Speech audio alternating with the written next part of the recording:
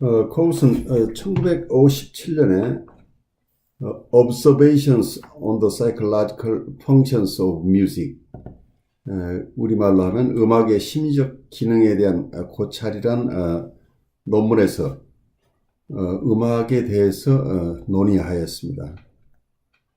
그는 이 논문에서 그의 음악에 대한 관심과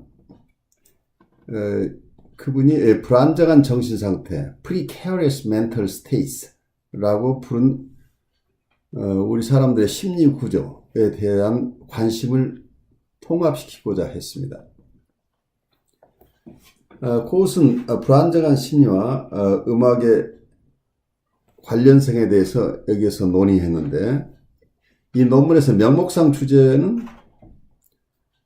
음악의 심리적 기능이지만 사실상 이 논문은 원초적 자아 조직, Primitive Ego Organization에 대한 그의 이해를 담고 있습니다.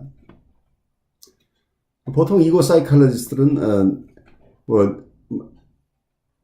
뉴로시스 환자들을 Structured Patient라고 봅니다. 구조화된 환자들이고, 프리에더플 환자들, 어떠면은 보더라인 페이션트나 아니면 나르시시스틱 페이션트라고 우리가 보통 얘기하는 자결적 환자나 경계선적 환자 분들을 전통적인 이고 사이콜로지스트는 언더스트럭처드 페이션트, 구조화가 되지 않은 환자라고 이렇게 보고 있는데, 여기서 구조라는 용어가 전통적으로 이고 사이콜로지 쪽에서는 굉장히 중요하게 사용되고 있습니다. 그래서 여기에서도 코웃은 원래 이고 사이콜로지스트였기 때문에 그 당시에 초기의 논문에서 Primitive Ego Organization이라는 이런 용어, 원초적인 자아 조직에 굉장히 관심을 가졌는데, 그때부터 초기부터 이분은 다른 이고 사이콜로지스트와 다른 성향을 보이고 있는데, 그 부분을 오늘 살펴보고 있는 것입니다. 코웃은 이때 음악에 대해서는 처음에 음악을 논의하면서 전통적인 원본능, 자아, 초자, 그래서 이고, 슈퍼 이고라는 우리의 심리 구조를 가지고 음악을 이해하려고 처음 시작을 했습니다. 그렇지만 이분이 심리적 구조에 대해서 논의하기 시작하면서 이러한 전통적인 입장을 벗어나서 원초적 자아 조직을 갖고 있는 환자들의 문제에 오히려 관심을 갖게 보여주고 있습니다.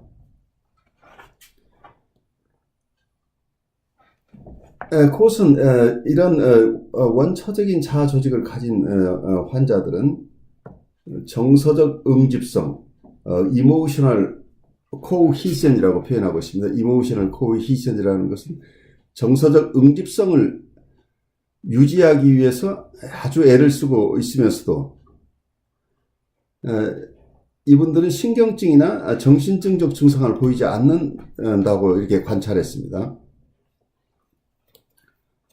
그래서 전통적으로 신경증과 정신적으로 구별하던 환자에 대한 분류가 코웃은 이때 큰 관심을 가진 게, 그러한 증상을 보이지 않고 있지만 정서적 응집성이 없어서 이 정서적 응집성을 유지하기 위해서 고군분투하고 있는 이런 환자들 층에 대해서 관심을 보여주고 있습니다.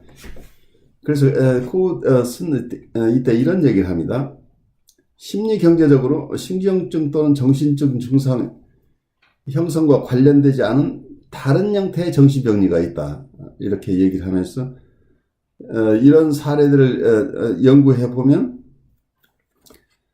insufficient ego system, 그러니까 충분하게 발달하지 못한 자아 체계가 다양한 긴장 상태를 다뤄낼 수 없었다고 보고 있습니다. 이분의 임상 경험에 의하면 이렇게 이고 시스템이 충분히 발달하지 않은 이런 환자들의 경우에는 다양한 레벨의 갈등들, 이 갈등이라는 표현은 어느 분이 번역에서 갈등이라고 표현하거든요. 그건 잘못된 번역으로 보여요. 다양한 긴장, 어떤 텐션, 이제 원문에서는 a wide variety of tentions라고 표현하고 있습니다. 다양한 어떤 수준의 긴장들이 있을 때 이 긴장들을 잘 다뤄내지 못하는 환자층이 있다고 코웃은 관찰하고 있습니다. 이런 코웃은 성격 구조를 가진 문제, 이런 아까 이고 사이클리스트들이 전통적으로 쓰기는 언더스트럭처드 구조화가 덜 된 환자들을 치료하기 위해서는 이런 환자들에서 고전적인 치료 기법, 클래시컬한 사이코애널리틱한 어프로치들은 이런 원초적인 자아조직으로 환자에게는 별 도움이 되지 않는다는 것을 체험했습니다.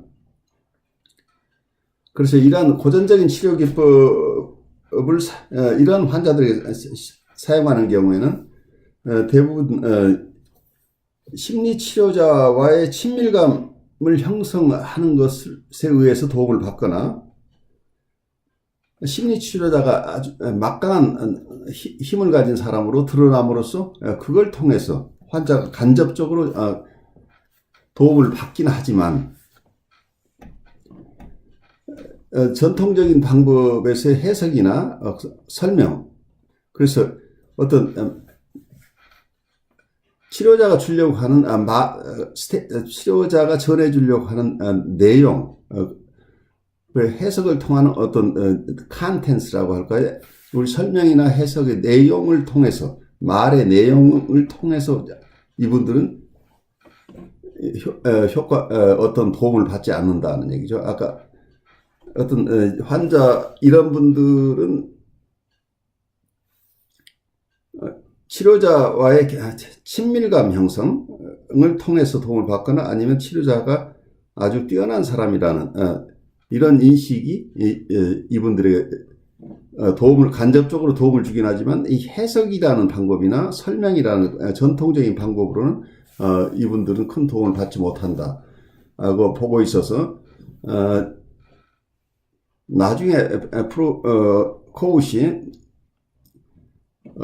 공감을 중심으로 한 empathic immersion이라고 표현하고 있는 공감적 침잠을 통해서 환자를 깊이 이해하고 이런 공감을 배경으로 환자를 돕는 기법을 개발하는 아주 선구적인 아직 이런 기법을 개발하기 이전 초기 논문에서도 이러한 공감적 필요성을 이미 인식하고 있는 이런 내용을 이 초기 논문들이 담고 있다는 것은 아주 흥미롭습니다. 그래서 코웃의 자기심리학 발전도 오랜 기간을 거치며 1950년대부터 1970년대까지 이렇게 계속해서 발전해 온 것이라는 것을 여러분이 이해하는 게 중요하겠습니다.